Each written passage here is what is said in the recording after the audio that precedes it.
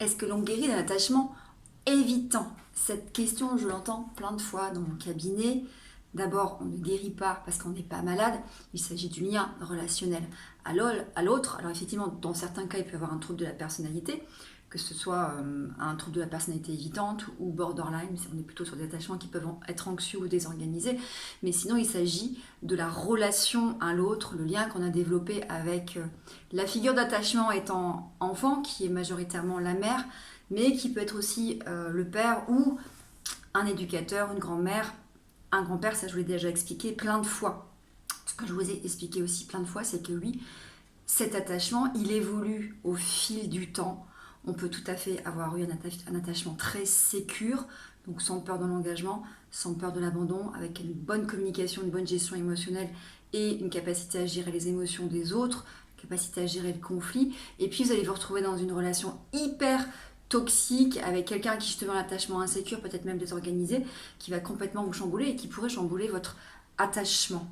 De la même façon, on peut avoir l'attachement sécure et passer un attachement, on peut avoir l'attachement insécure, pardon, et passer un attachement sécure. Je vous l'ai expliqué plein de fois, je vous ai fait plein de vidéos parce que moi j'avais eu un attachement évitant, que j'ai encore, qui forcément j'ai travaillé énormément, qui avait été réparé en étant dans ma vie de couple où je suis restée presque 20 ans, mais qui reste sensible et qui peut être assez désorganisé en fonction de vos rencontres.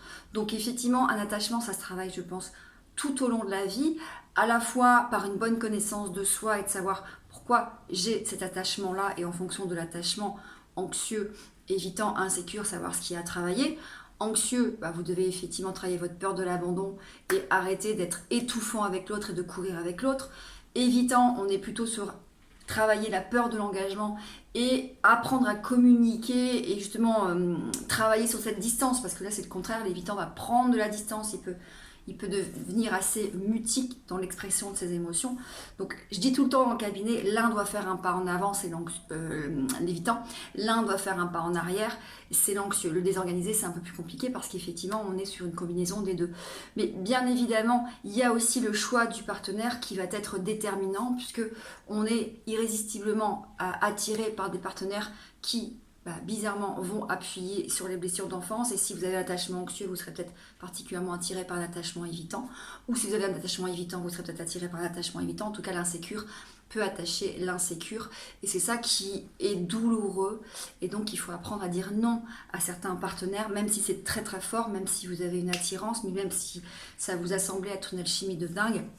Parce qu'à un moment donné, ces partenaires vont peut-être plus s'appuyer que d'autres. Après, il n'est pas impossible de travailler en couple, parce que moi, en thérapie de couple, j'ai des couples anxieux évitants qui arrivent à travailler leurs blessures et à savoir comment se comporter. Maintenant, vous avez effectivement un naturel qui est là, et donner de l'affection, donner des câlins, donner de la tendresse, ça va être très naturel pour potentiellement une personne sécure. Pour une personne évitante, ça va déjà être un petit peu plus sortir de sa zone de confort. Pareil pour un attachement anxieux, savoir créer son univers, vivre seul, faire des activités seul, c'est très naturel pour une personne sécure, et pour un évitant encore plus, parce qu'effectivement il y a une ultra indépendance qui est revendiquée. Pour quelqu'un d'attachement anxieux, ce n'est jamais vraiment naturel. Donc soit vous acceptez la personne comme elle l'est, avec son style d'attachement et la capacité de ce qu'elle peut faire à son propre niveau, soit à un moment donné, c'est complètement ridicule de lui demander de changer. Allez-vous trouver une personne qui correspond davantage à ce que vous recherchez, et accepter ce que cette personne aura à vous donner, parce que justement, et c'est ça qui est terrible dans les relations d'insécure à insécure, c'est que quand une personne sécure rentre dans la vie d'une personne insécure, on ne lui laisse pas de la place parce que ça paraît trop plat, ça manque d'intensité, alors qu'en fait la sérénité amoureuse c'est également ça. Voilà, prenez soin de vous.